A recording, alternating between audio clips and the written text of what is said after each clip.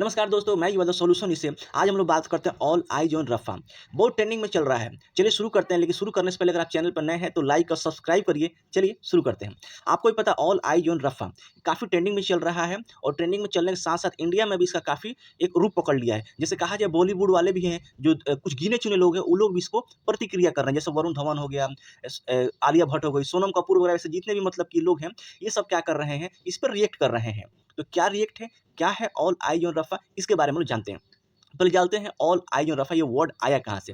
तो डब्ल्यूएचओ के में एक थे रे क्रिप्री करके वो इसको फरवरी में 2024 में फरवरी में इसको इंट्रोड्यूस किए थे। इसलिए इंट्रोड्यूस किए थे कि ऑल ओवर वर्ल्ड के लोगों को यहाँ पे ध्यान आकर्षित करना चाहते थे। ऑल ओवर वर्ल्ड के लोगों का ध्यान यहाँ पे करना चाहते थे कि इज़राइल क्या-क्या कर रहा है यहाँ पे गाज़ा में हमास के लोगों के साथ। तो इसलिए उन्होंने इस सेंटेंस को इंट्रोड्यूस किया था ऑल आई ऑन रफ़ा। यानी पूरा ऑल ओवर वर्ल्ड देखे कि यहाँ पे एक्चुअली हो क्या रहा है। इसलिए इसको इंट्रोड्यूस किया था।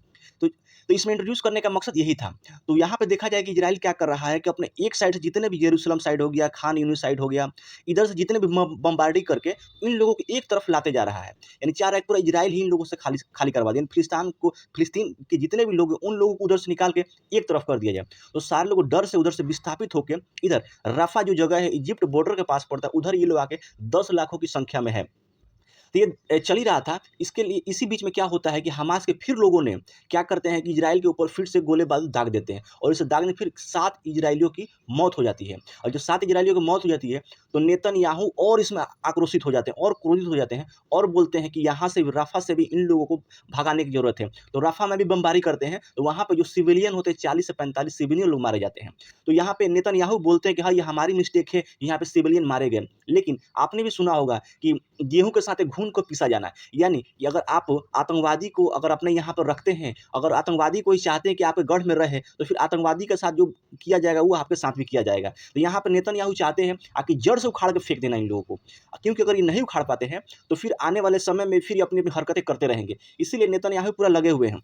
और इसमें और भी जो इस्लामिक कंट्री है, वो क्यों नहीं बोल रहा है? इस्लामिक कंट्री उनको बोलना चाहिए ना, कि भाई आप फिलिस्तीनियों को क्यों मार रहे हैं, मुस्लिम वर्ग को लोग क्यों मार रहे हैं? तो यहाँ पे कोई नहीं बोलने के लिए आएगा। क्यों नहीं बोलने के लिए आएगा? क्योंकि आपको भी पता है कि इज़राइल एक ऐसा देश है जो अकेले 7 देशों को हरा चुका है।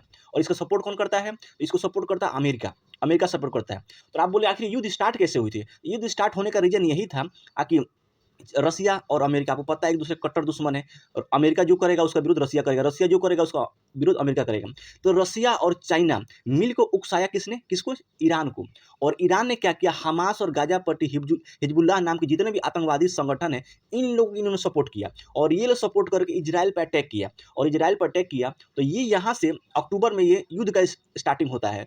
तो इस चीज़ को देखते हुए इज़राइल ने भी सोचा कि बताइए हमारे सब इतना रहते हुए भी इन लोगों ने हमारे ऊपर अटैक भी किया और हमारे लोगों को इन्होंने बंधक भी बना लिया। तो इसलिए नेतन्याहू का कहना है कि मैं इन लोगों को जड़ से उखाड़ के फेंकूँगा, तब तक मैं दम नहीं लूँगा।